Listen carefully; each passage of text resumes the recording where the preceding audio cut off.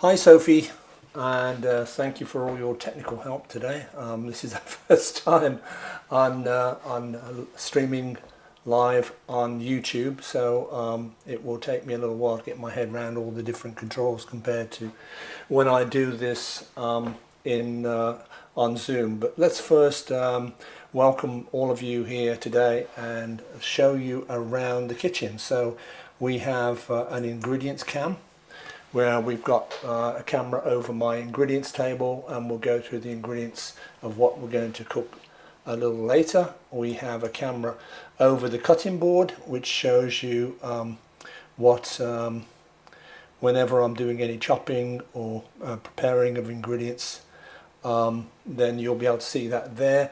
And then we have a complicated camera on the over the stove called an Insta360 link, and that is showing you the left hand burner at the front. This is showing you the right hand burner at the front, and then I've got the left hand burner at the back, and then finally the right hand burner at the back, so number 4. So we're going to go back to the face cam, and what we're going to be cooking today is we're going to keep this pretty simple. How I usually do my cooking lessons is I encourage all students to make a suggestion at the end of the lesson of what they'd like to see me cook. So sometimes they might say, well, let's have something Jamaican, or let's have something Chinese, or let's have something Italian. And that's what is the starting point for me to go and create a recipe for the following week. Morning Mo, glad you could make it. And this is my first time on YouTube live, so beg pardon if I make any kerfuffles. It took the technical prowess of my wonderful wife to help me get this set up. Without her I would be still pressing buttons, etc, etc. But it's not that I'm going to do every lesson as a live stream. I'm still prefer to use Zoom, because Zoom gives me that interaction where I can see everyone's smiling face and interact with them better. But I do want to do this from time to time to give people an idea of what my cooking lessons are all about. So just to recap, this is my face cam, and it's annoying because I do have additional cameras. I did try to use a higher resolution camera for the face cam, but the system won't allow me to have more than 4 cameras, so that's the way it is. And this camera only has a 720, the definition of it is not very high. So we've got this face cam, and then we can go to the ingredients camera, where we're going to go through our ingredients today very shortly. And then we have a camera over our cutting board, and then finally we have the camera over the stove. And if I press to the left hand burner, that goes to the left hand burner, so you can see my saucepan here on the left hand burner. If I click to the right hand front burner, that is my saucepan on the right there. If I click to the left back, then you can see the frying pan I have on the back there. And then also you can see on burner number 4 we have a small saucepan, and I've got some chicken stock in that.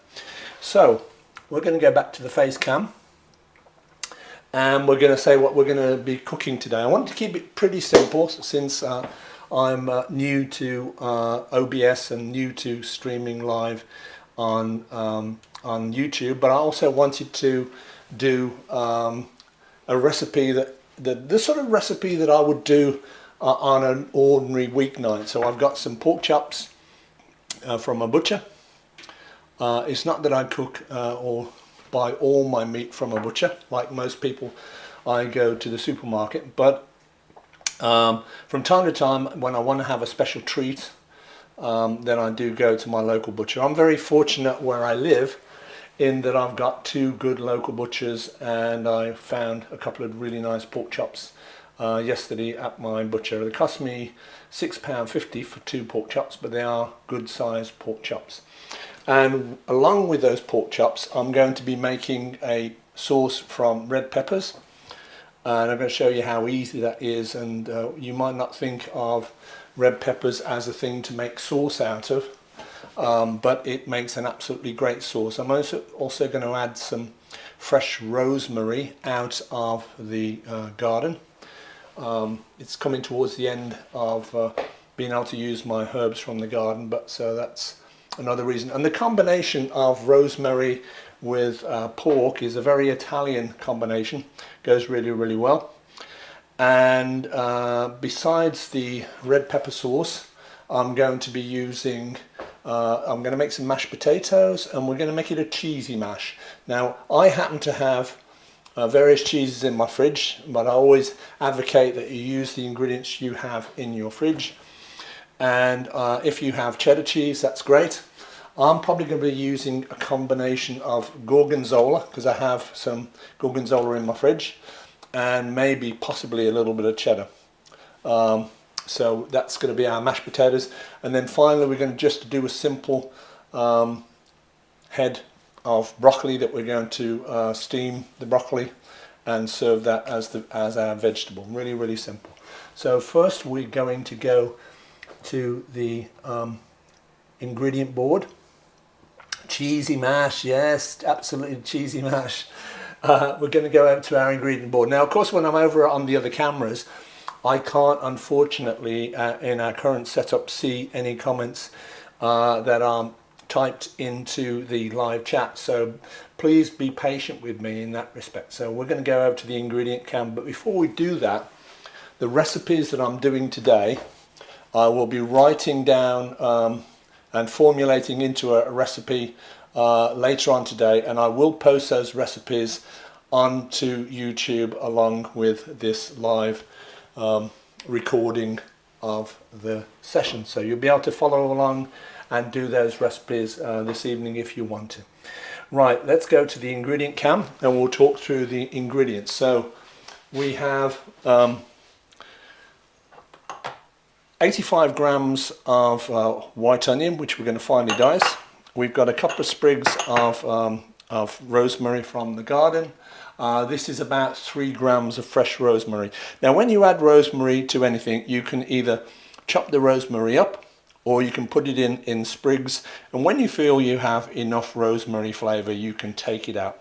I think today I'm going to just put the rosemary in as is, in the sprigs into the sauce, and when I feel I have enough rosemary flavour I'm going to take that back out.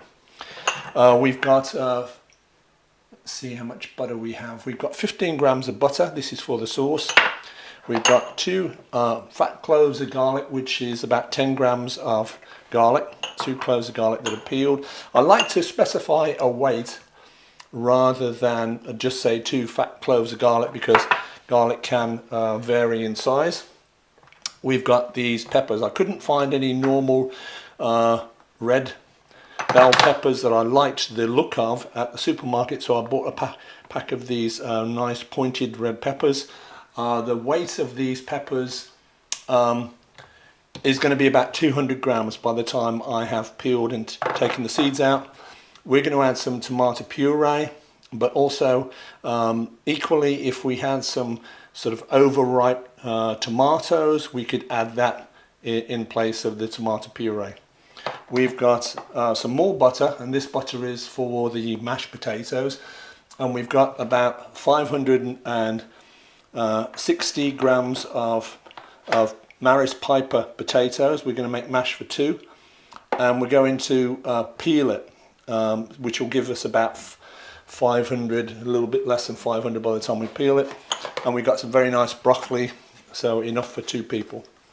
Right, so the first thing we're going to do is go to the cutting board, and we're going to sort out our peppers, because we're going to start our sauce first. So we're going to go to our cutting board camera, and we're going to take, I like to try to use as much of the pepper as we can. We'll take the ends off the pepper first.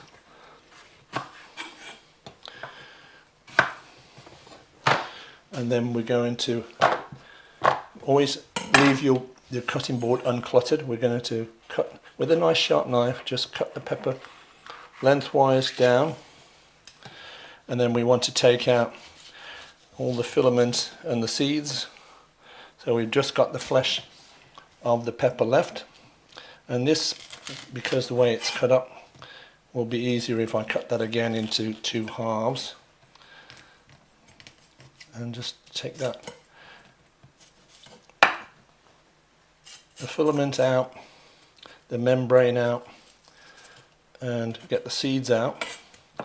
And pepper seeds, like chili seeds, go everywhere, and we're trying to keep those off our board. And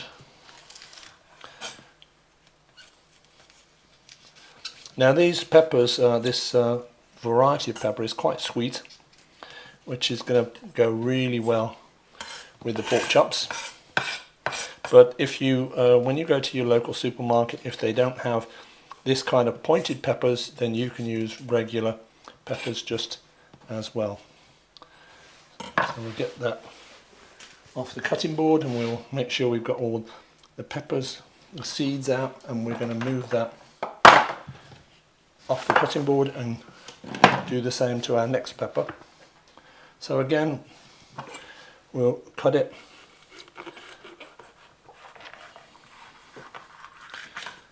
in half, and then we'll just cut out the seeds. Now I could have done all this ahead of time, but I wanted you to see me how we would do this at home, because I might be on a weeknight, like tonight we're going to the gym, and then when I come home I'd be cooking, and this is the sort of dinner that I would do. Yes, it would take me about 50 minutes to an hour to do the whole thing, but it's much better, particularly if you're exercising, to have a really decent meal to fuel your body. So that one is all good to go. We'll just get that little bit of membrane out of the top, shake to get any excess peppers out the way, excess seeds rather, and we'll do the last pepper. So this process of making this red pepper sauce, you can do the same with yellow peppers or orange peppers or purple peppers, and make a most attractive sauce that's very tasty. And because there are lots of things you can make sauces out of that people don't usually think of when they look at the ingredient. They think of peppers and they think, well, I can slice them, I can saute them, but did you know how delicious a sauce can be? And I'm not going to put any cream in this sauce. It's just, I want the sauce to be a nice vibrant red. Nice vibrant red. So we want to get all the remaining seeds out of that. That's come out really quite nicely.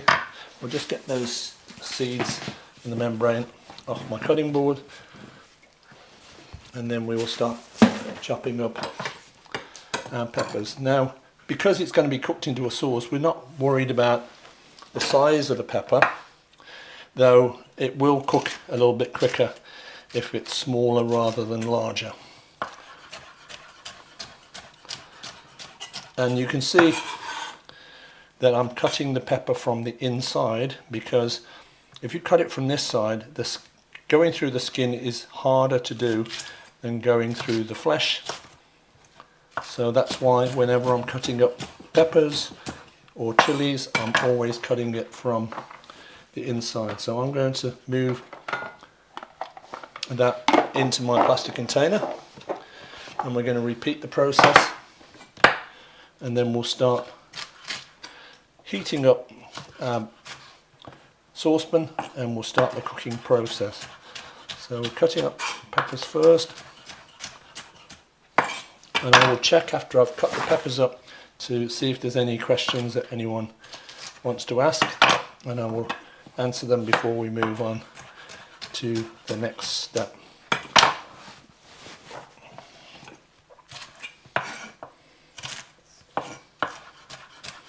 I'm trying to cut them up reasonably the same size, and it's going to cook down in the butter and also in some chicken stock.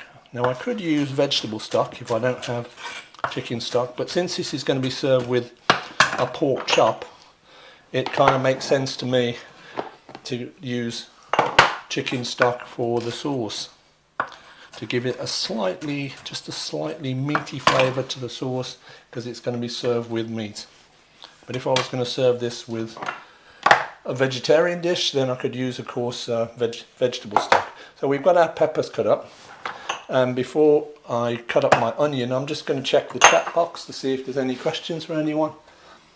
Hi Lily, very nice to see you, and welcome, big welcome to my first live stream. We do lessons via Zoom every week, but I want you to give this a try to see if I could broaden my audience. So big welcome to Lily to our class. So we've cut up red peppers, and now we're going to cut up our onion. This is about 85 grams of finely diced onion, and as I said earlier in the class, the recipe that I'm doing today will be available to my viewers later on. I will post it up on YouTube, so you can see how easy it is to dice up onions if your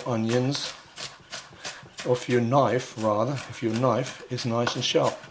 I have very nice Japanese knives called Syosaku Japan. They're easy, they arrive in the box very sharp, and they're very easy to sharpen. Right, we've got our onions diced, we've got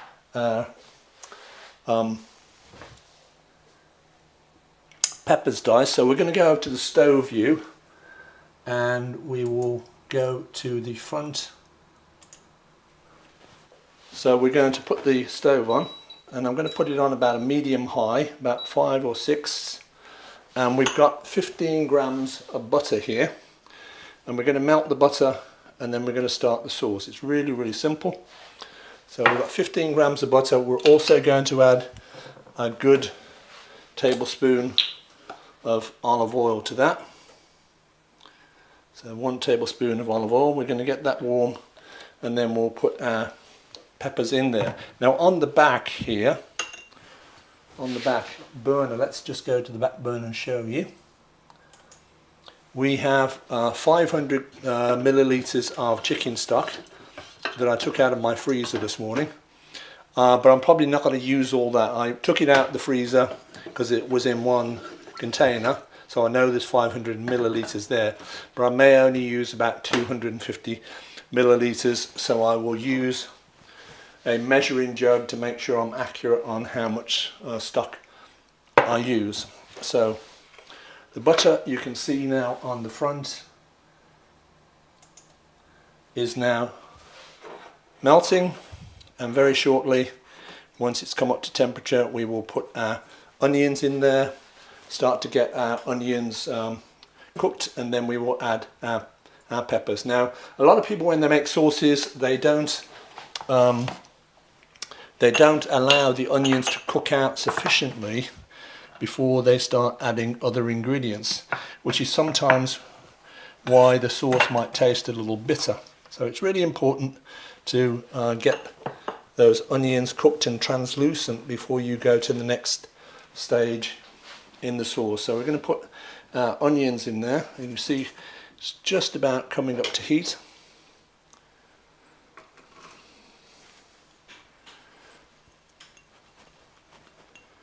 And put those onions in. We've got, like I said, 85 grams of onions in there, and we want a nice silicone spatula or wooden spoon just to stir those onions around, get them all coated in the butter. And I have a ceramic stove, and unfortunately the ceramic stove, unlike a gas stove, is not so reactive. It takes a while to heat up, it takes a while to cool down, but that's what I have in my house when I bought it. So it does take a little while. It's not as instant as most chefs would like, but chefs always are adaptive. They always adapt to the circumstances. I'm just making sure all my cables that you can't see are all out of the way, taping them up and making sure my fan is working. So you can see now the onions have started to cook in the pan, and we'll just keep them spread out, and we want to cook those. I'm going to take the heat up to about 8, so pretty high. We don't want to brown the onions, but we do want to make sure they're cooked for a few minutes, because there's a lot of natural sweetness in onions, and that sweetness will come out over time. So we want that sweetness in the sauce. So we want those onions to cook for at least another 2 minutes before we start adding our peppers. Right. Don't forget to tell folks why you're using butter and oil. Well, that's a very good point, Lily, and I prefer but to use butter, and I use unsalted butter rather than salted butter, because it's got a higher fat content in unsalted butter than salted butter. It's a better quality. But I try to use clean ingredients that your body is able to pass, that your body is able to process really easily, and butter is a very natural ingredient. Unfortunately, we've been sold on the idea that margarine is healthier for you, but it isn't, because it can really depend on how the oil for the margarine was processed, and a lot of it is a polysaccharate rather than a monosaccharate that a natural butter is. So that's why a monosaccharate like butter will go through your system a lot better. So it always helps when you use decent quality ingredients. Now you can see that the onions look now translucent, and if I zoom in just a little bit on there, see if we can zoom in, you can see that the onions are translucent. So now we are ready to, maybe I've zoomed out just a tiny bit, much there. Now we are ready to add our red peppers.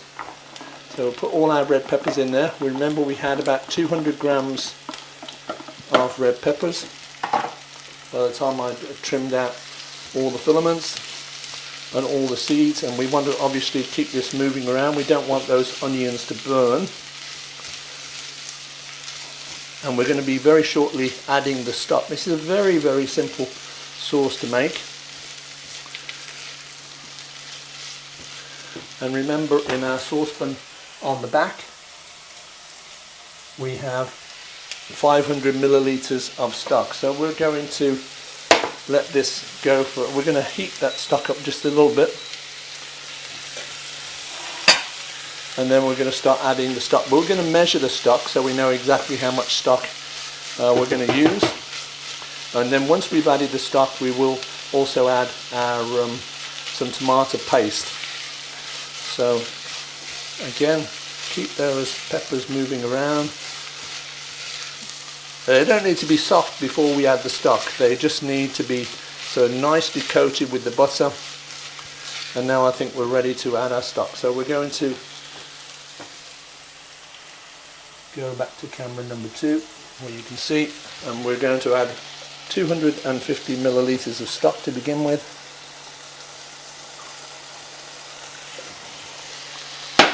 So that's 250 milliliters of chicken stock. Now, of course, if you were making this sauce for a vegetarian dish, then you could of course use vegetable stock. But since this is going to be served with a pork chop, then this is the ideal thing to use. So we've got 250 milliliters of stock in there. I think we will probably need a little more stock given the sort of ratio of solids to liquid here. I know it's got to cook down, but I think I'm going to go with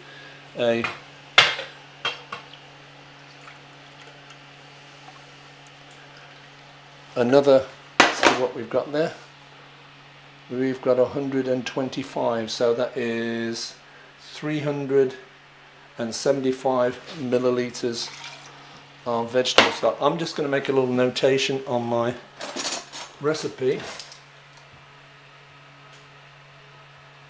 Milliliters of stock. And at this point we're also going to add our garlic. Now, lots of times when people add garlic, lots of recipes might call for the garlic to be finely diced, which is great, but as soon as your garlic is finely diced, then you need to be careful that the garlic doesn't burn, because garlic burns even quicker than onions does.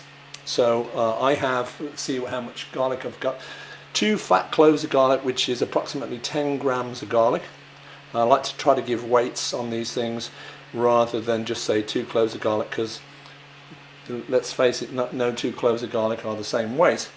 And we're going to put those cloves of garlic in whole, and by the time the sauce is cooked, that garlic will be very, very tender. But because I've added the garlic in whole, I have an option. I can remove the garlic if I feel that the sauce has enough garlic flavour, or when the garlic is soft, I can squash it on my cutting board and put the garlic back in to give it a little bit more of a garlic kick. That's down to my personal taste. And we are now going to add some tomato puree or tomato paste. Some people call it tomato paste if you're in America. Here we call it tomato puree. It's a concentrated form of tomato, and we're going to put a good tablespoon of the tomato puree in there, good heaped tablespoon, which will help, 1, the colour, and 2, it will round the flavour off. But I do want the predominant flavour in my sauce to be one of the red peppers. And we'll give that a good stir. Remember, we've got this on at the front, we've got this on number 7. I'm going to bring it back up for temperature, raise the temperature a little bit so it starts to simmer. I don't want it to be boiling hard, but I do want it to be simmering nicely to get those peppers nice and soft. And the beauty of this particular sauce is we're going to use my blender, and we're going to blend it all inside the saucepan. So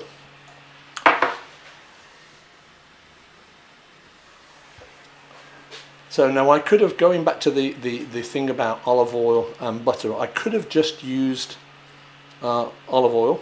So if you, for instance, if you have a diet where you prefer not to use butter and you just want to use olive oil, make sure the olive oil is at reasonable quality. This is not hugely expensive by olive oil standards, but this is an extra virgin olive oil, so which means that it's the first press of the olives, so it's got more olive flavour in it. So I could have used just olive oil, so you can make that adjustment. But I always recommend, whenever you're trying a recipe for the first time, to try it verbatim and then make adjustments, and always read the recipe through completely before you start. We're going to take that heat down just a little bit now. It's come to a simmer, but I don't want it to be boiling hard. I don't want it to evaporate too much. And we're going to take it down to 7. And we're probably also going to put a lid on it, because I don't want too much evaporation at this point. I want to make sure that I've got the peppers nice and soft. Then I can take the lid off, and if I feel that it needs to thicken up a little bit, and then let it reduce down. So we'll put that lid back on, and we're going to go back to the cutting board now, and we're going to sort out our potatoes. So we're going to go back to the cutting board camera.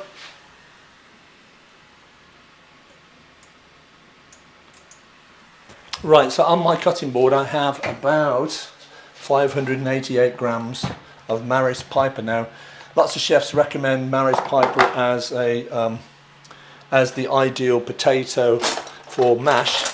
I'm kind of got one foot in one camp and one foot in another camp. I quite like using baking potatoes for mash, because I think they give you a fluffier kind of a mash. But that is only my humble opinion. So we're going to get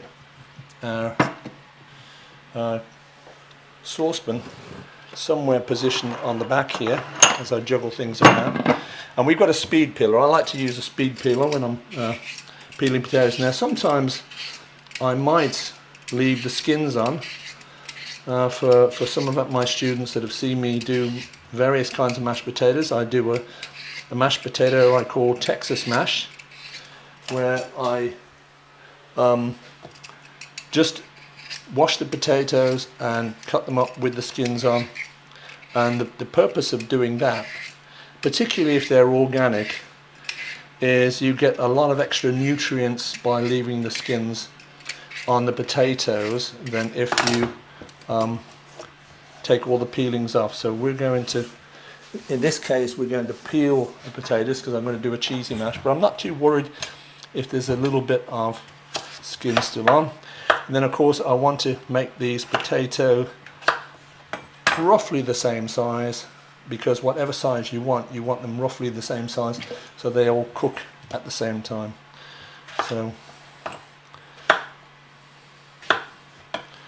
So again, and go to these other two potatoes.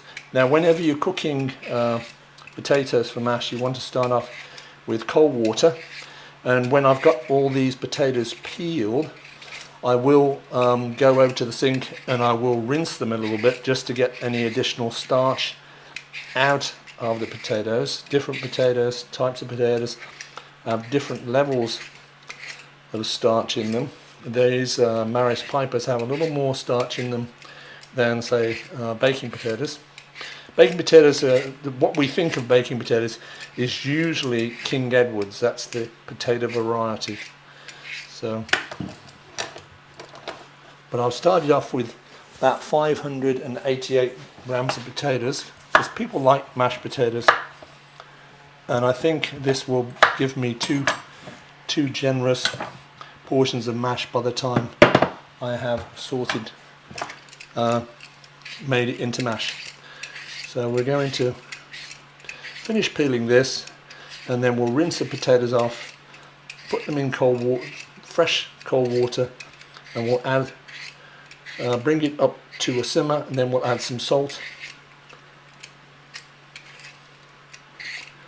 because it's important to add seasoning to vegetables when you're cooking them. It's much harder to season things after you've cooked them.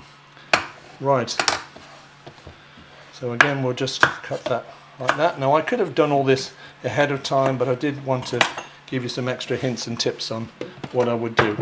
So we're going to take those potatoes over to the sink and just tip the water out and put some fresh water on them, and we want enough cold water on there to well cover them, and then we will take them over to the stove, and let's go and have a look now at our sauce again. So we'll go to look at the sauce, and it's boiling quite hard.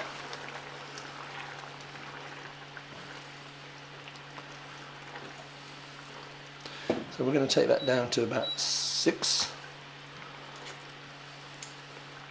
And on the back here we have potatoes that we've just peeled, and we want to bring that up to a simmer, so I've got that on 6. Now the thing is, again, with potatoes you don't want to have them boiling very heavily, you want them to be simmering. So bring them up to a boil and then turn them down so they're simmering.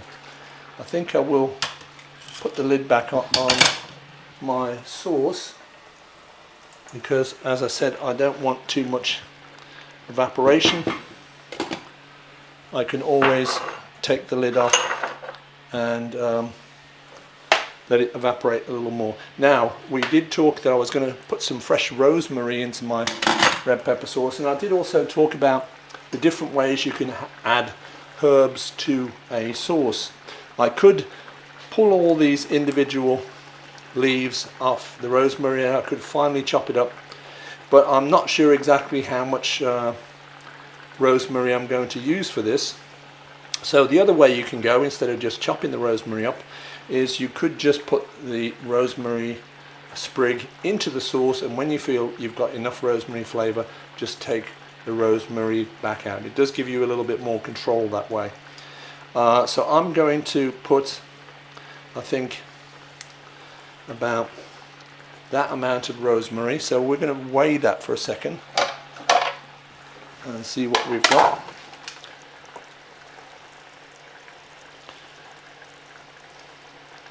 Let's just zero it back to grams, units. So that is 2 grams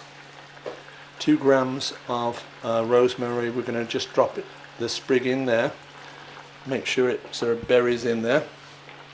Now we can always add more, and that's the beauty of doing it this way. I can always chop some of this up and add it at the last moment if I feel that I don't have enough flavour. Remember, the prominent flavour in my red pepper sauce should be, of course, the red peppers. So we're going to next go over back to the cutting board, and we're going to talk about really simple broccoli that we're going to be doing with this, and then we will talk about pork chops. But first we're going to put that lid back on, and we're going to go back to our cutting board camera. So let's just get a little bit of paper towel and a little bit of anti-bac spray. Make sure my board is nice and sanitized, and move our speed peeler out of the way. And we have some very nice broccoli. Now, I never go to the store, I never go to the supermarket and think, right, today I really want broccoli. I go to the store and see what looks good. In this particular case, the broccoli looked good. You're looking for, if you get the whole head of the broccoli, you're looking for broccoli that's not too dry at the bottom. The florets are nice and tight, close together, and is reasonably green. It might start to go a little bit yellow on the outsides, but it's reasonably green and tight. So I've taken this off the head of broccoli I bought last night, and I've just cut this into 2 pieces. I may trim it down further, and we're just going to steam the broccoli. I just want to steam the broccoli, and I want to leave a reasonable amount of the stalk on, because I don't like wasting food.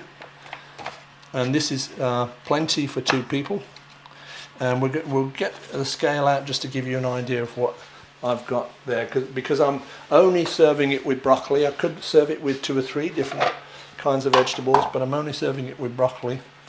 So we want a reasonable portion, so like that's 1 portion there, and this is 2 portions there, so that's 180 grams. So we'll say 180 grams of broccoli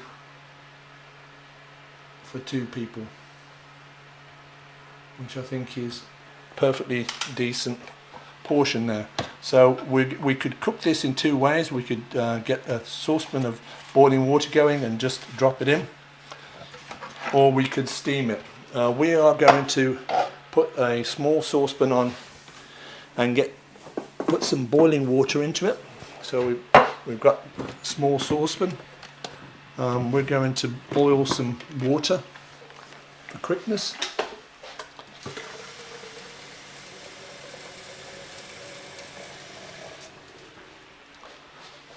And the thing what I like to do when I'm doing vegetables is I like to get them cooked.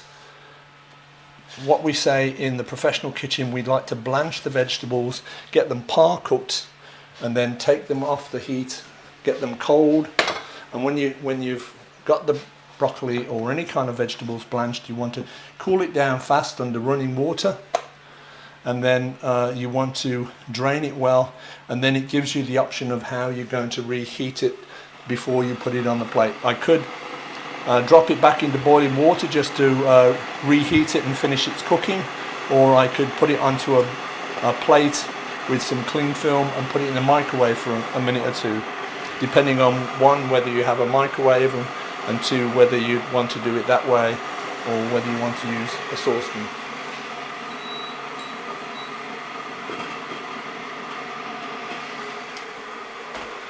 So in the meantime, we are going to have another look at our sauce. So we're going to go back to the stove and have a look at our sauce now. So this doesn't take very long. As I mentioned earlier in the class, this is a kind of dish that you could do the whole thing within 45-50 minutes. I'm slowing things up a little bit so that everybody can follow along. But if I was here after coming back from the gym, it would be bing bang bosh and everything would be done in about 45 minutes. So you can see that our peppers are not quite done yet, but they're getting fairly tender, and we will get the blender out and blend that up shortly. But I do want to keep the lid on because I don't want any more evaporation. I want to keep the amount of liquid I've got right now. On the back stove we have potatoes, and this is all about timing of knowing when to put things on. I haven't started my pork chops because I want to get my potatoes simmering before I even start messing with my pork chops. On the front burner we've got a small saucepan. We're going to add some boiling water to that and some salt.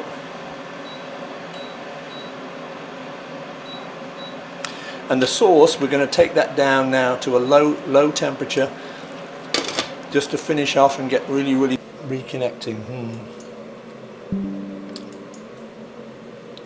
Okay, so sorry if you lost my connection for a second or two. I just had a notification that that OBS disconnected, and then in the space of 2 seconds it reconnected. I do have a fast broadband speed here. I have 500 megabits per second, so I shouldn't have any technical problems, but I do have a lot of cameras in my setup, as you can see. Right, first we're going to put that boiling water into my saucepan for my broccoli. So we're going over to camera 1 on the stove here.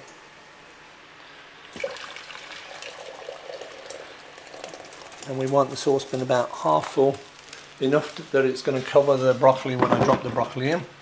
And we want to add some salt. Now I could use sea salt, but for something like this, table salt will be fine.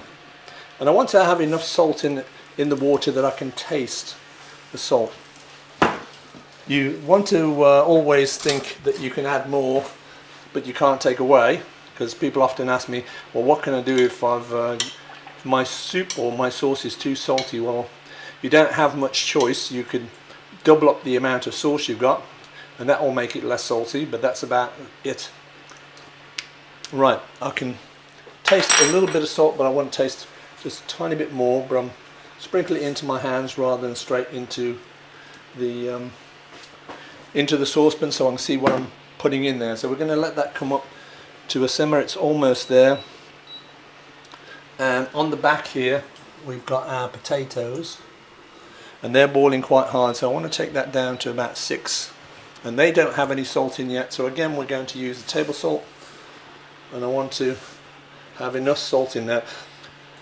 Mashed potatoes are so versatile. You can add all kinds of things. In this case I'm going to add cheese, but you could add garlic, you could add olives, you could add all kinds of herbs. Right, I can taste the salt in there, that's good. So our potatoes are on number 6. I'm taking that down to 5. I really want a gentle simmer, not a violent boil, but a gentle simmer, so that the potatoes cook evenly. We're going to go back to the front burner where we've got our water now for our broccoli, and we're just going to drop the broccoli in. Remember, we're not wanting to cook the broccoli completely. We want to par cook it for a few minutes, then we're going to cool it down in cold water, and then we will reheat it and finish cooking it just at the last moment when everything else is done. So we've got our stove under control, our potatoes are cooking gently, our sauce is almost done. We've taken that down to, just to recap, we've taken that down to number 4. I'm going to take it down even lower, because really now it's just a matter of coming back, and I want to take the rosemary out. I want to taste it to see if I've got the balance of sauce right. But before that, we're going to have a quick look at our pork chops on our cutting board. So we'll go back to our chopping board camera. Now these pork chops I got from the butcher. Now I've got two here, but I'm only going to cook one this morning. My wife and I will sit down after the class and we will have kind of like a shared lunch, and then we will do the same thing tonight rather than fill ourselves up. But you can see these are wonderful pork chops, really quality pork chops, and we're going to give you some little tips on what to do. Now it's much better to buy the pork chop with the skin on. Now if I want, I could take the skin off, which I think I'm going to do just on this one. Now some people like to leave the skin on and crackle the skin up, which is really, really nice. So just trimmed off a little bit. Now I'm going to show you a little bit of what I've got in the bag. Now these are pork loin chops, and often when you get them in the supermarket, they are not. Often you'll see loin chops, but they'll have taken them completely off the bone. So you've got the rib, the pork rib there, and this is the part of the backbone. But I want to just score through the fat. Sometimes pork can sort of curl up when you're cutting it, when you're cooking it in a frying pan. So I'm just getting my knife, and of course you need to have a sharp knife to do that, and cut through just a little bit there, just so it won't curl up when it's in the pan. We will get that trim out of the way, and then we're going to show you what we've got here. Now just underneath at the back of the pork chop, normally sort of in about this position, you have the kidney. So we've got a wonderful, the butcher asked me would I like some pork kidney. Now not everybody likes offal, likes liver, kidneys, things like that, but I do, and it adds another dimension to the sauce, to the dish. So I'm just taking my knife, sanitizing my knife, and we're going to just cut this kidney up into nice pieces. And this, I'm just going to saute the kidney. I think I'll use 2 pieces of the kidney there on the plate. So we've got our pork chop ready, and we've got our kidney. Now I'm not going to season this until just before we are going to start cooking the pork chop. I'm not a big fan of seasoning things forever and a day. You see all this nonsense on the internet, because when you put salt or sugar onto any food, it draws the moisture out. So I prefer to season things just before they go into the pan, or just literally just before they go in the pan, or literally when they are in the pan. So we will season this just before we start cooking them. But before we do that, we will go back to the sauce and sort out the sauce. First I'm going to wash my hands, because hygiene is as important as cooking. And we will also put our pork chop away. Actually, I should have moved the pork chop first, then washed my hands, so apologies for that. We'll move that out of the way. We're just going to stick that back into the fridge, and we will move our cutting board out of the way. If we need another cutting board, we have other cutting boards that we can use, because you always want to make sure you're not causing any cross-contamination when you are using cutting boards for raw meat.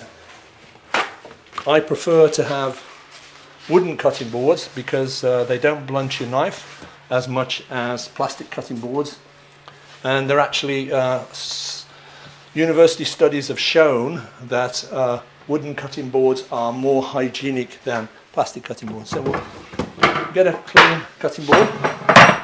So if we need a cutting board, we've got one there. Let's go back over to the stove because I think things are almost ready on there. We'll go first to the first. Have a look at the broccoli. And I kept it fairly big, as you can see, on purpose, rather than cut it up too small. And I think it's pretty close, maybe another minute, and then we're going to cool that down, and we want to cool that down quite quickly. And the potatoes at the back, let's just check those as well. So our potatoes are simmering away. Probably turn that up a little bit of back up to 6, because I want to see some movement in the water. I don't want it violently boiling, but I want to see a little bit more simmering than I've got there. And then let's look at the sauce. I think the sauce is pretty good. And we're going to, at this point, leave the lid off. And I want to get a spoon. And we're going to have a quick taste of the sauce. It's always good to have plenty of spoons around. Oh, that is really good. So we're going to take our rosemary out because I think there's enough hint of rosemary in there.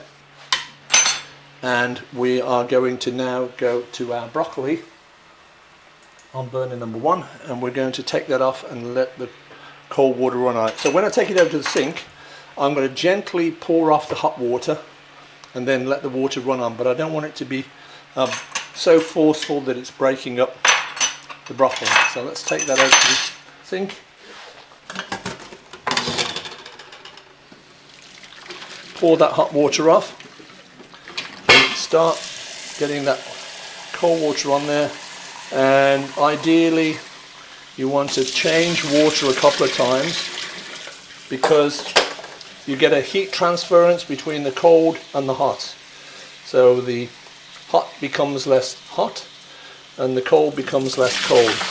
So what I'm doing that you can't see, unfortunately I don't have a camera over my sink, so I'll bring this back, is I've changed the water several times, but there will still be a little bit of residual heat in the broccoli, but by keeping it getting it really nice and cold, it's going to help to lock in that nice green colour of the broccoli. So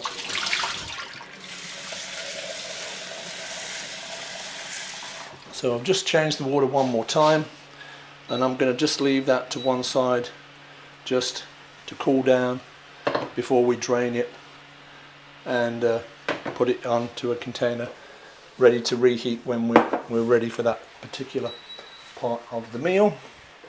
So now we're going to go back to the sauce.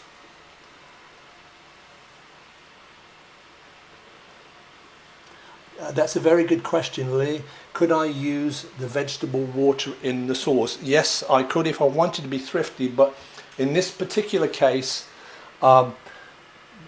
because broccoli is a brassica, broccoli belongs to the same family as cabbage does. So it would not enhance the flavour of the sauce at all. It's like when people make a vegetable stock. What would you put in the vegetable stock? I would put carrots, I would put onions, I could put celery, I could put leeks, I could put things like mushrooms, I could put tomatoes, but I would not put cabbage or broccoli or any kind of brassica in there because it has a sulfurous element to the taste, and that will spoil the clarity and the richness of the vegetable stock. So in this particular case, I wouldn't use the vegetable water for the sauce. So that's a great question though, really great question. So we're going to go and get my food blender, and we'll talk about my likes and dislikes about food blenders. Now, I bought this food blender because I wanted a food blender and I wanted one reasonably cheap.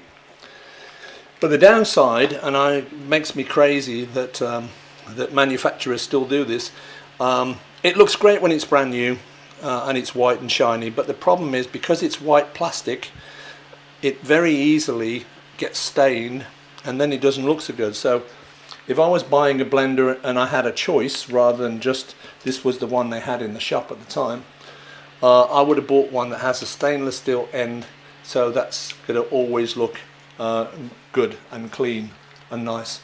Right, we are going to plug the blender in, and we're going to, that's the great thing about using a blender, is you can take the blender to the sauce, and we're just going to start blending it up. But I also want to make a decision on the garlic, so I think what we're going to do first is we're just going to take the garlic out. I think we're going to whiz up one clove of garlic in with the red pepper, and the other one I think will be enough.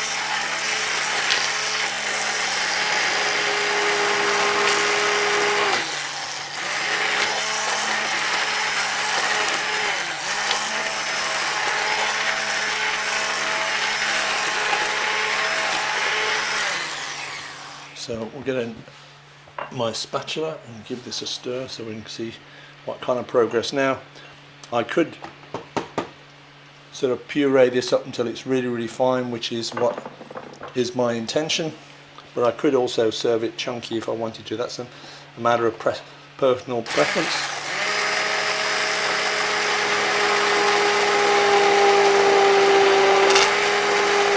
And by tilting the saucepan, because there isn't a huge amount of liquid in here, relatively speaking, by tilting the saucepan to an angle, it's giving me more depth, and therefore the sauce will puree up faster.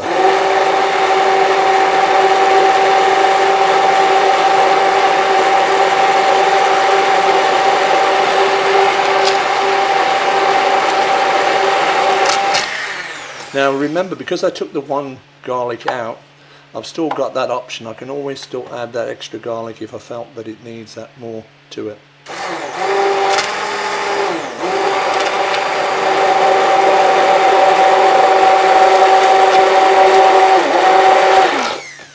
So let's just check, see.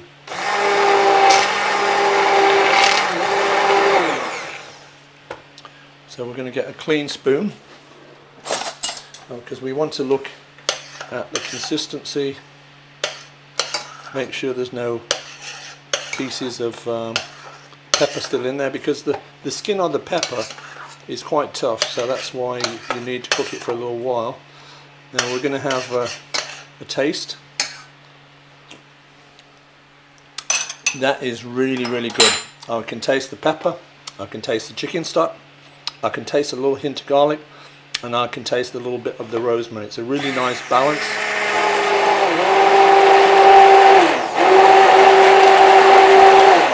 Now our potatoes, we're going to get a fork and see if our potatoes are nice and tender. You can see that is a really good, if I go back to the burner there, you can see that's what we're looking for, the sort of where it's gently simmering, and probably I need a couple more minutes on the potatoes. So I think we can now start to get our frying pan hot, but before we get the frying pan hot, we're now going to drain our broccoli, which is cold. We're going to drain that and put that. Now I've got enough broccoli for 2 portions, so I'm just going to take probably half of it and put it into a container. Now, as I said with the broccoli, let's just go back to the front of the stove so you can see what I'm doing. I could just fill this saucepan up back again with boiling water and heat it up that way, or I could just heat it up in a microwave. I'm going to probably heat, I'm looking for the 2 nice pieces that might go together, and maybe they're like that. Okay. So we're probably just going to cling wrap that and heat it up in the microwave when we're ready with the rest of the meal. Or if you don't have a microwave, you can easily just bring your water back to the boil. And this way of doing your vegetables ahead of time, it will make sure that your vegetables have still got lots and lots of nutritional value in them, rather than just have them ticking over on the stove and be a mush if your pork chop takes longer than you thought. Right, let's get a container for the other broccoli. We're going to put that away in the fridge. Okay. So, before we start with the pork chops. Oh yeah, thank you, Sophie. That's very nice. It's not so much me being patient, as I like to give people lots of information about the whys and the wherefores of what I am doing.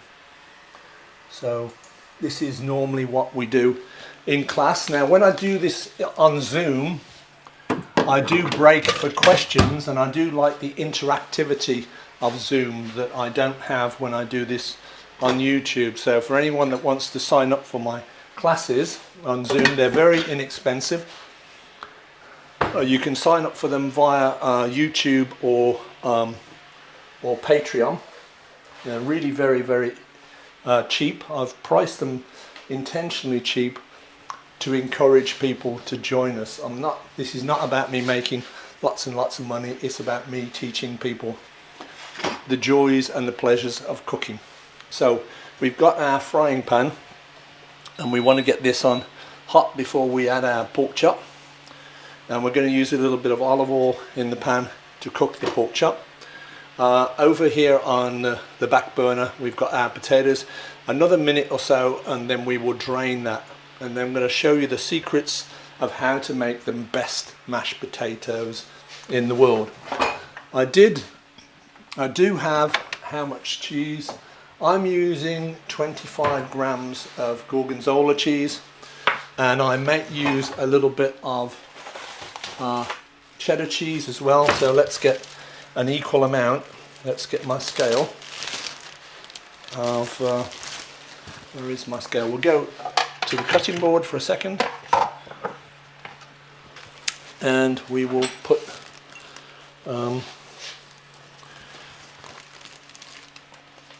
so we'll zero that out, and we will put 25 grams of cheese. Let me get a clean knife.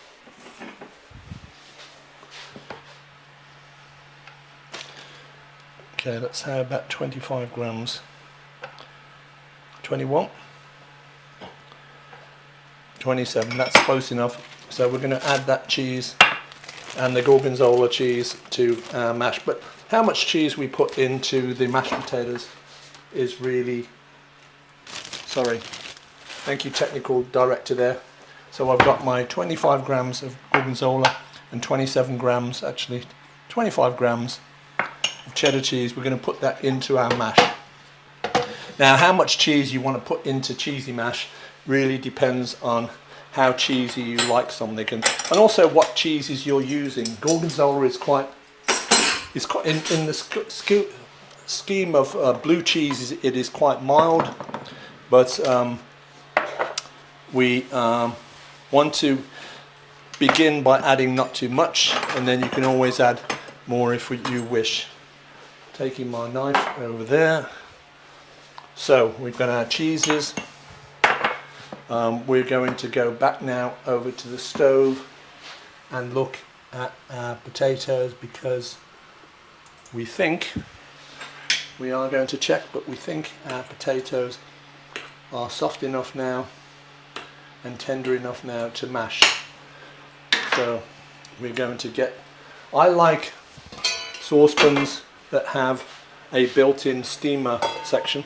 This saucepan is about 40 years, over 40 years old, and it came with a steamer insert, so it gives me the flexibility that I can steam vegetables in there, or I can cook one vegetable in the saucepan, another one in the top, but I can also use it as a colander to drain my potatoes.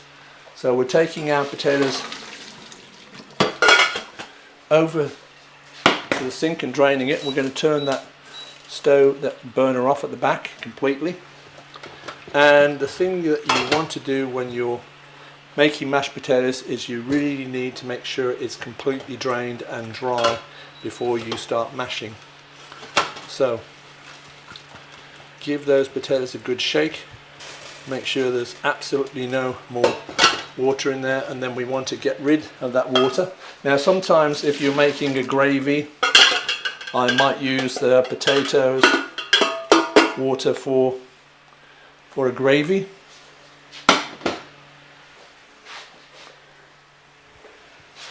But in this case I'm not making any kind of a gravy, so I just do want to make sure I've got all of that potato out. So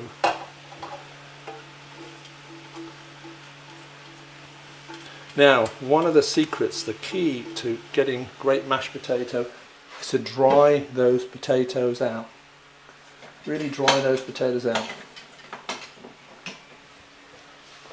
So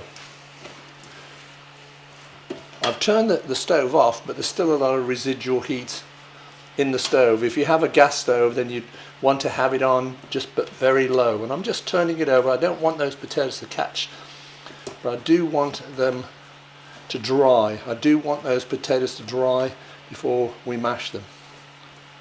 And I'm also really kind of mashing it as I'm just turning it over. But we do want to give it just a minute or two to dry before we get them mashing. Now I'm going to just use my little hand masher. People have lots of different fancy devices just to mash their potato. I'm just going to use a hand masher. But we are going to let these potatoes dry just another 30 seconds. Really make sure all that evaporation, all that steam is evaporating. Get them nice and dry, and that way you'll have really fluffy mashed potatoes. Right. So we also want to think about getting our pan hot now over on the back here. So we're going to put that up to 8, and we're going to add about half a tablespoon of, because of the pork it doesn't need a huge amount of oil, but I like to have half a tablespoon of oil, and then we will season the pork chop before we put it on to cook. So go back to the potatoes. You can see now it's really nice and dry, so we can get the masher out and just mash them. And by mashing them before we add any butter or cheese or anything else, this will really help to make them light and fluffy.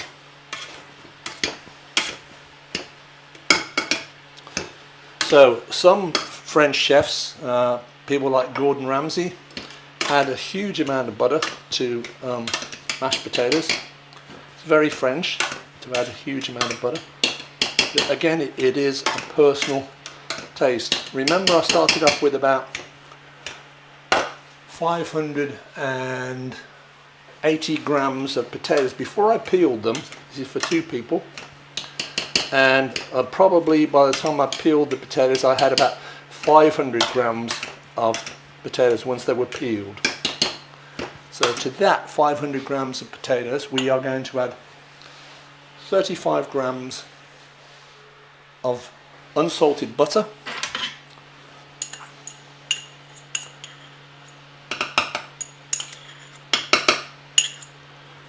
whoops, 35 grams of unsalted butter, and again we're going to just smash that in.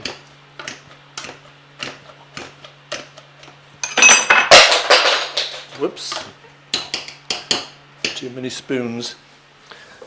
Bear with me for a second. Too many spoons. Right. Okay. So we've got 500 grams of potatoes. Got 35 grams of butter in there. That is plenty of butter. We are going to taste. We're going to get a teaspoon and we're going to taste the flavour, and we also want to taste the texture. That is good. We're going to add just a little bit of black pepper, and we are going to add just a tiny little splash of cream. I just happen to have cream in my fridge, so if I didn't have cream in my fridge I would use milk, and I just want to add like about a tablespoon in this case, tablespoon of cream, or I could add a tablespoon of milk. I don't want to make it too wet because when I add the cheese that will also add some wetness to it. Right, we've got our apologies for that. People say do not use sweet or turnip water to make gravies, it makes it cloudy. Is the same true for spuds? And again, that's a really great question, Lily. The thing is that if you're making gravy, a traditional English gravy would be made with some kind of thickening agent. If you are not gluten intolerant, you would use flour. If you aren't gluten intolerant, you would use cornstarch or corn flour. So because gravy is an opaque sauce, the starch that's in the potato will not do anything to harm the appearance or the taste of the gravy. So we are sorry for the technical difficulties. My 360 camera, the camera that goes over the stove, occasionally freezes up, and we're trying to look at technical ways we can solve the problem.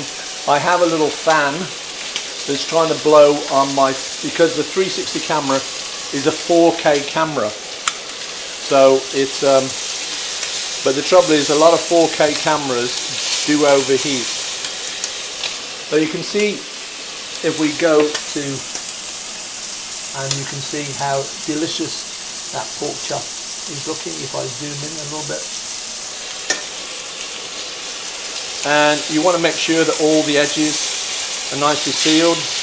I want to make sure that I've got lots of colour on the fat. Now I could always, of course, it's a personal preference, I could always trim all that fat off if I want when I present or serve the food. But if I trim all the fat off before I cook it, then I am losing lots of flavour. Whenever you're cooking something with the skin on and the bone on, you're having a lot more flavour than if you are cooking something that is boneless and skinless. You've lost a lot of flavour right there. So we're going to get our meat thermometer out very shortly and check the temperature. We want an internal temperature of 75 degrees, and I use my Thermapen, which is a really good professional brand, to check the temperature of the chops. We're going to take the temperature down on the frying pan at this point. Now often in a professional kitchen they would start something off like a pork chop in the frying pan and then finish it in the oven to get it cooked more evenly. So I'm taking the temperature way down now because there's enough residual heat in there. I've got a nice crust and on that pork chop. And we're checking our thermometer. Let's see if you can see our thermometer there. See if I can find an angle where you can see what it says. We've got about 46, 50 degrees at the moment, so we've still got a little ways to go.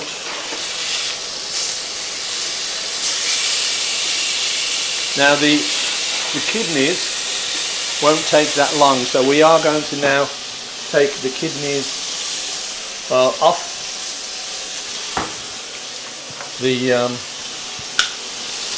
out of the pan, and we'll let those rest. They won't take as long to cook as the pork chop.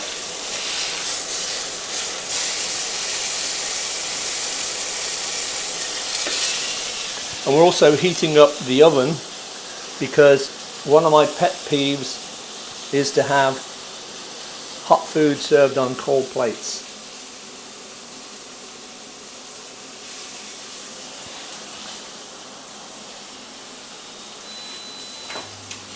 So we are going to put a plate into the oven to warm up. And we've got this down, the pork chop, we've got this down on 1 at the moment now. And we are going to check the temperature again. We've got about 60 degrees. Now you'll get different temperatures in different parts of the pork chop. So this, because it's measuring about 75 here, 77, this has enough heat in it now. So we want to take this and let it rest before we serve this on our plate. So we're going to clear the decks a little bit. So just propping that, if you can see what I've done with the pork chop on, I've just propped it up. Sometimes in a professional kitchen we'd have a tray with a wire rack over the top, so the pork chop could, or if it was something else, lamb chops, steaks, whatever, can rest, so it's not continuing the cooking process. And I've got my my kidneys, and that's looking really, really good. Let's have a look at both sides.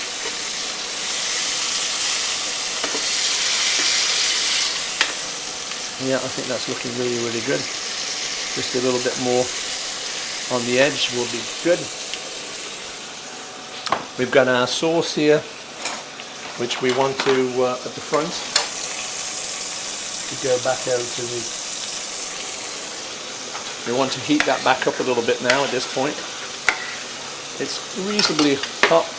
We'll just put that on 1. And the mash. Now we're at the point where we want to add our cheeses to our mash. So we are going to chop up the cheddar. Now I could grate the cheddar, so we'll go to the cutting board for a second. See chopping board. But for just a really small amount of cheese, I'm just going to chop this up really, really small, just so it melts into the potatoes.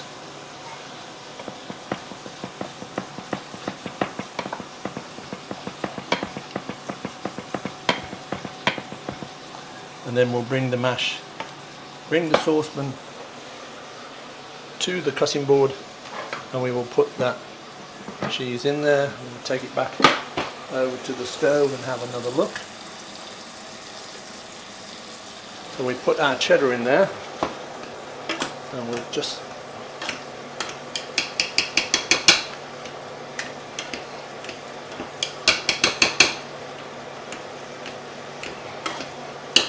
and now finally we're going to take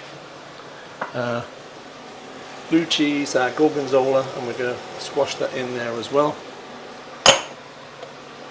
Remember, we've got 25 grams of cheddar cheese and 25 grams of gorgonzola. That should give us a really nice cheesy flavour to our mash.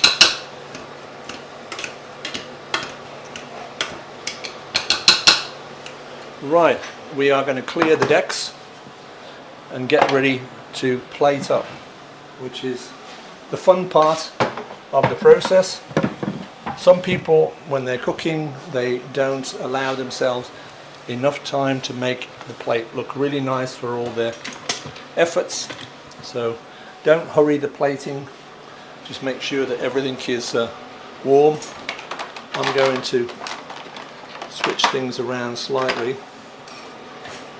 I'm going to use this spoon. I'm going to wash my metal spoon up. And where is my other metal spoon?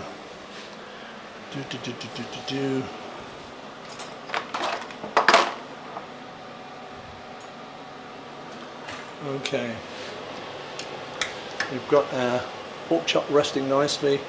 We've got 1 spoon for our potatoes, but I can't for the life of me find my other spoon. But never mind. Right, we are ready to start plating up. Now I'm lucky, we're going to go to our, actually I'll give it just 1 more minute. I've got a really nice plate here. I have a collection of plates, and the big thing that people do when they plate their dinner up is they use a very small plate, so everything looks very, very crowded. So in the meantime we can take the masher out of the mash, and we need to remember that we need to heat up our broccoli. So we're going to give this broccoli just about 1.5 minutes in the microwave, just to get it really, really nice and hot, steaming hot. Let's plug the microwave in.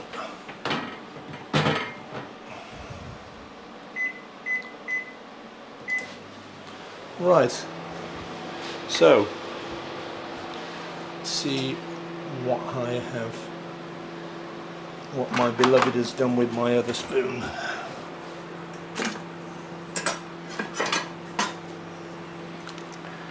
No, I cannot find it, never mind. Right, okay. So, we've got our plate, it's nice and warm. We're going to take that over to our cutting board area, and we're going to move things out of the way. It's still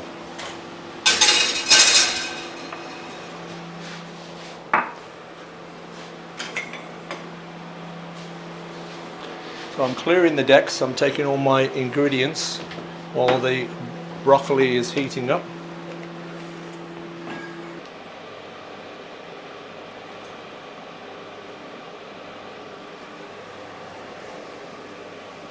Let's go to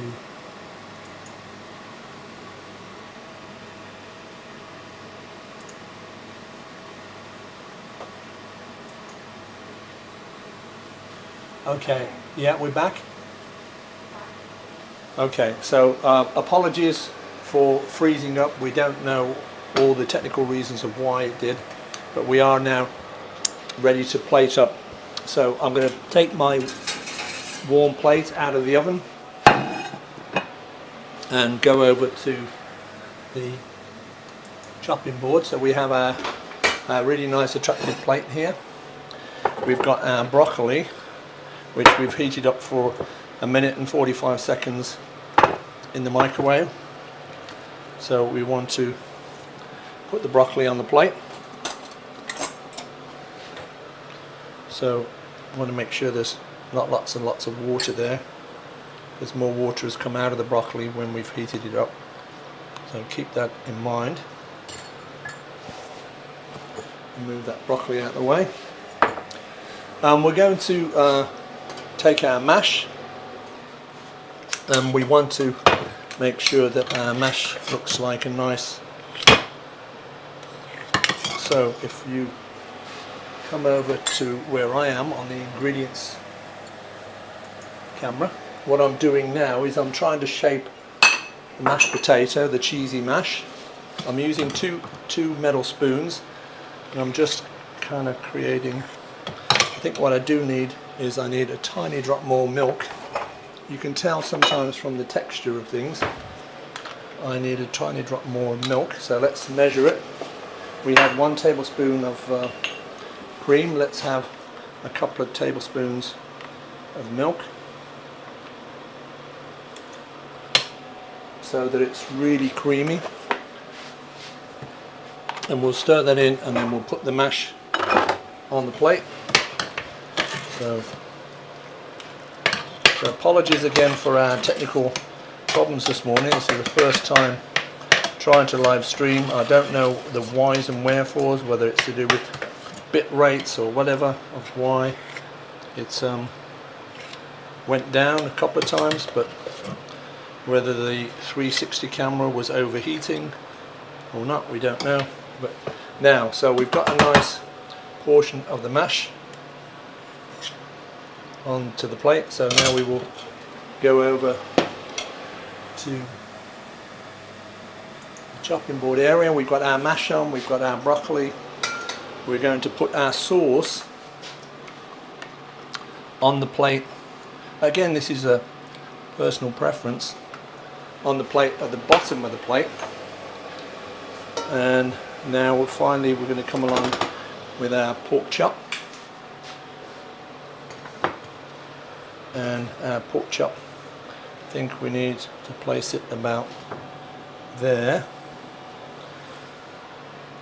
and have our kidney right there maybe.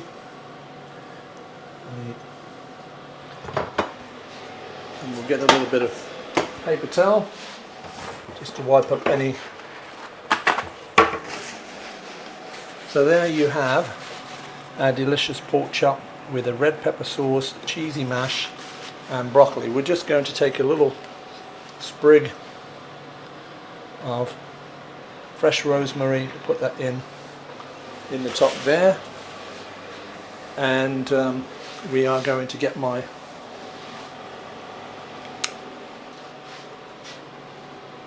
phone camera first. I like to take lots and lots of photographs of the food, so we will take, and we will post pictures of this as well, and hopefully enough of the video came out so we can leave it up on YouTube and it will be useful. I'll take couple more pictures from different angles, and then what I like to do is I have my Canon camera, so behind the scenes I'm bringing my Canon camera. This is the camera we use when we are filming, so hopefully it will give us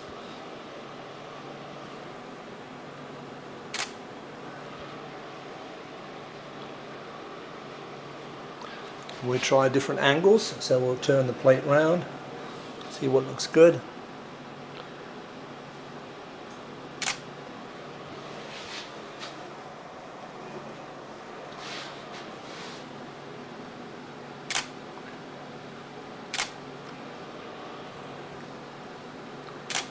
And this is the kind of thing that I would have for dinner.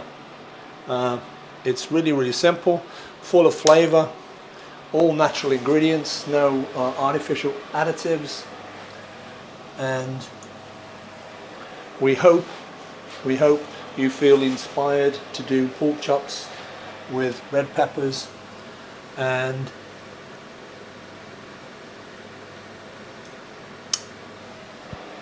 give it a try. Of course it helps if you've got a local butcher that's close to you, that is gives you the alternative to go to the supermarket.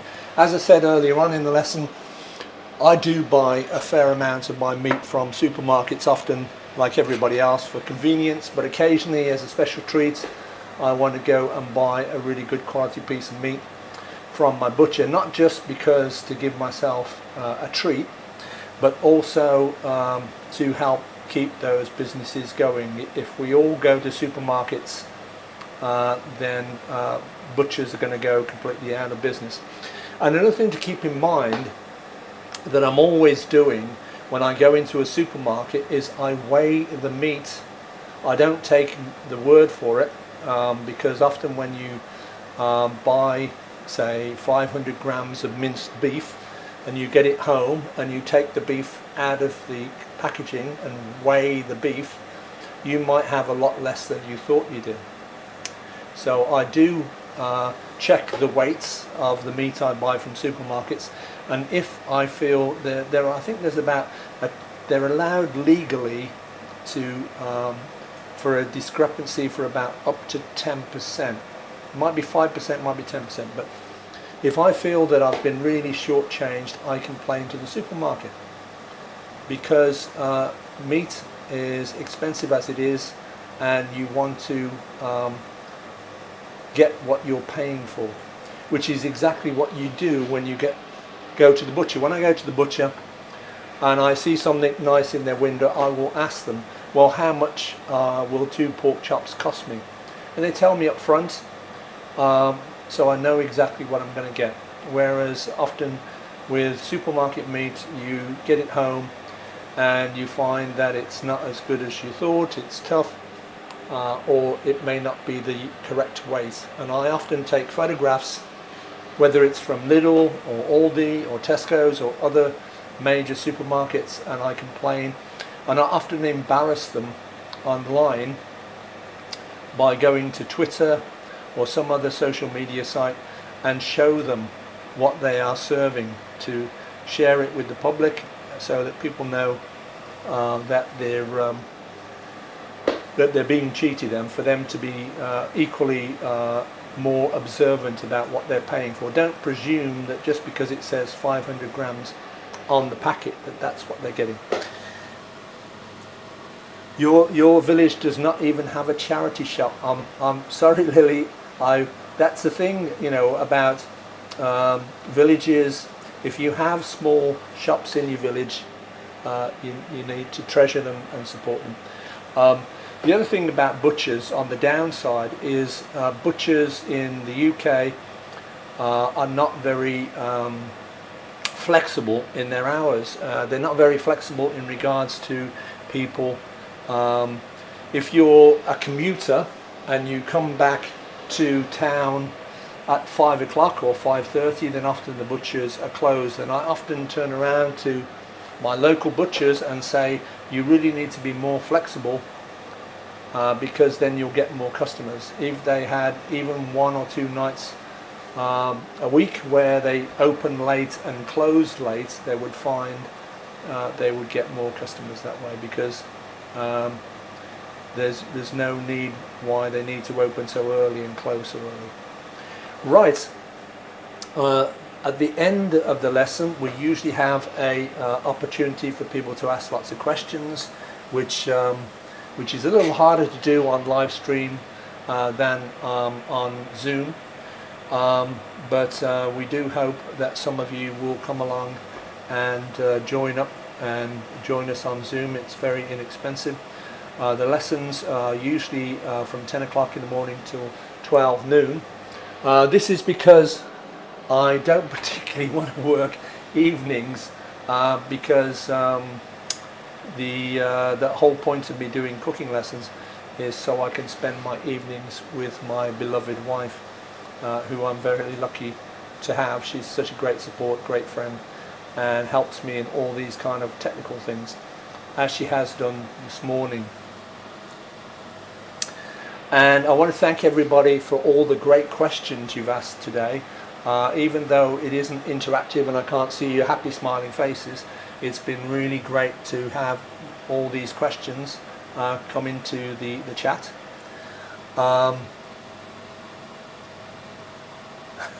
Okay, but I hope that that you will think about. We will put from time to time more live lessons up, but I do want to ask you guys if you can, when the session is over, I presume this goes up on YouTube unless I stop it, and I hope that you'll take a moment to leave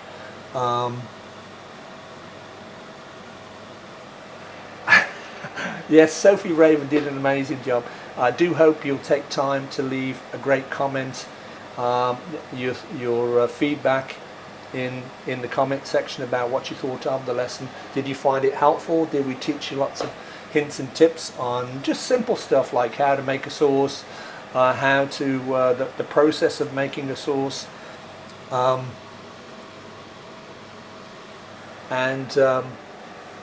and hope that you will join us either on our next live session. We will, as I said, put the complete recipes for both the sauce and for the weights of the chops, and also the amount of potatoes and what we put into the potatoes, up in the description of this live stream, after the broadcast has ended. It will of course take me a little while to do the editing on that, the typing my notes into workable recipes, but I would be happy to do that. Okay, the tip about tilting the pan when I was blending the sauce was very useful, yeah, particularly when you have a small quantity of sauce in a saucepan, and if you don't tilt the saucepan, it will can splash all over the place. So, and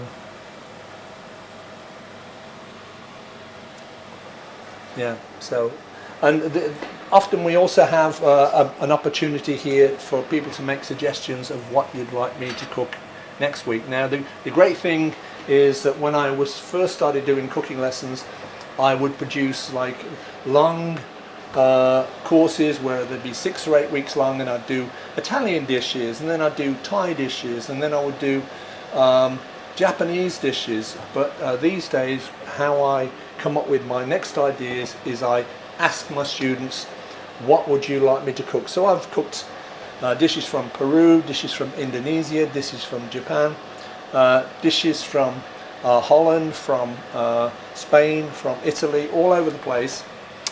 And that's what makes it so interactive, to ask my students, what would you like to learn about? Perhaps there's some idea that you've seen on the internet or in a recipe, and you thought you'd like to have a go, but maybe the recipe is complicated, or maybe you don't think that that it's a little too difficult for you, and you'd like somebody to walk you through that process, whether that is a main course or a starter or a salad or seafood or vegetarian or dessert. We are happy to do any of those things here. Sometimes when I'm doing this lesson, I do more than one recipe. Today, because this was my first time live, I kept it pretty basic and simple. Sometimes I'll have part of the preparation done already, if that gives me the opportunity to do 2 recipes instead of 1. We could also do a poll on the community page for the next stream. People could vote. That's a great idea, Sophie. That's a really good idea. You can also interact, because I have been using the community posts to give people an idea of what's coming up next, and to let them know how we're progressing with building our channel. So that's a great thing. We could put a poll up and ask people what they'd like me to cook next. I know on the for my regular YouTube recipes, I'm hoping to do a green tomato soup that I've had on my blog for some while, but I haven't ever done a YouTube version of it.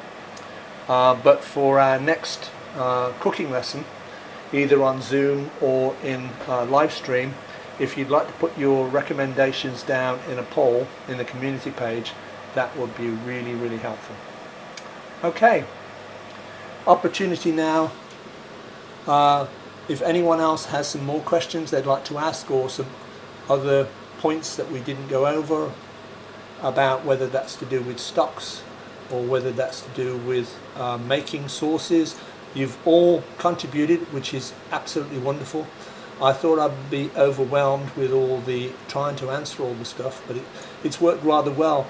I just wish that we hadn't frozen up a couple of times, and I just wish I knew what the technical issues were, so I can make sure I can iron those things out. I do have a fan over my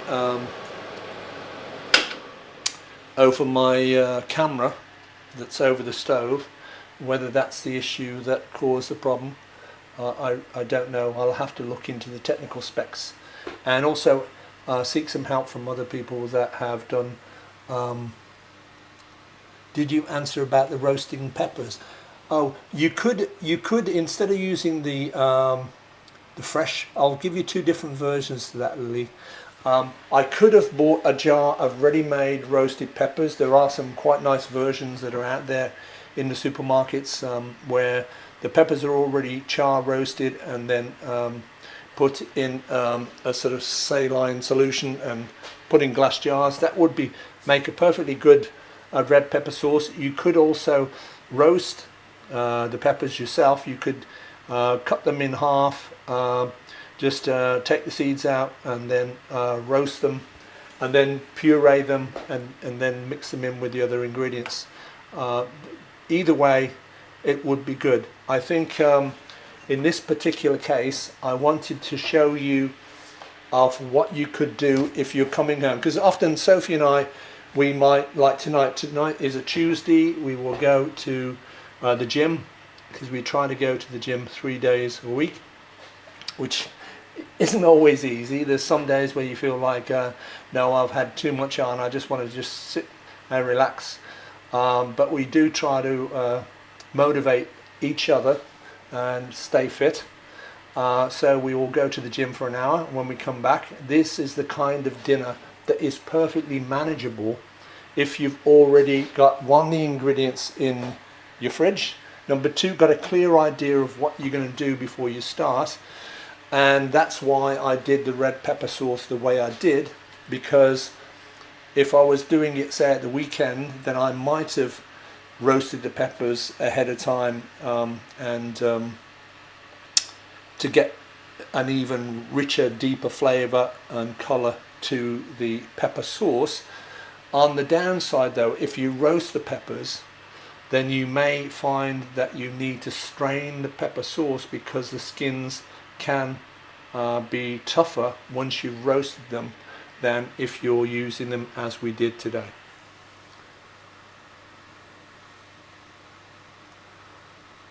Catch the American crew for a life.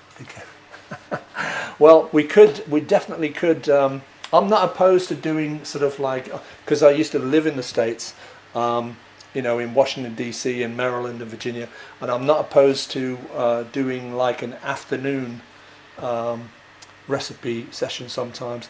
It's just a matter of feedback. If I get enough requests to do something at a certain time, what I don't want to do is I don't want to spend evening times doing a cooking lesson live, because when the lesson finishes here, then there is about a 2-hour breakdown of washing up the pots and pans, which is, you know, you normally might take about half an hour or whatever for that, but then I've got to take all the cables down, take all the cameras down, make sure it's all clean before I put it away. So that process can take about 2 hours in total.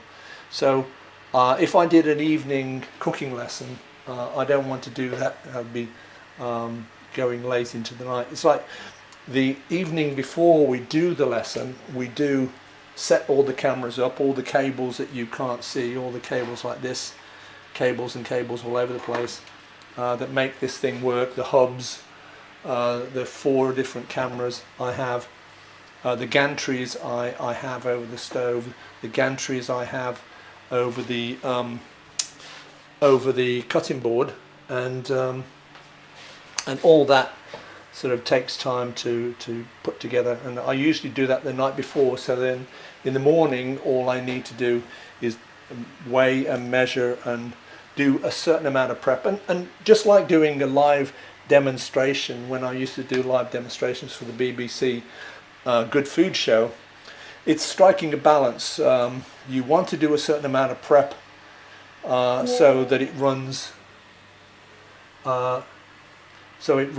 smoothly, but you also want to not do so much stuff ahead of time so that people can't understand the process. I want people to understand my thinking behind how I'm doing stuff. Why am I cooking the broccoli ahead of time and cooling it down and then reheating it?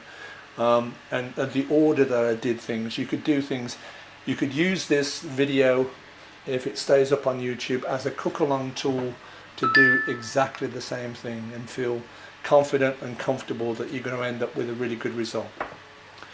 Right, we've got about 7 minutes to go, so if there's any more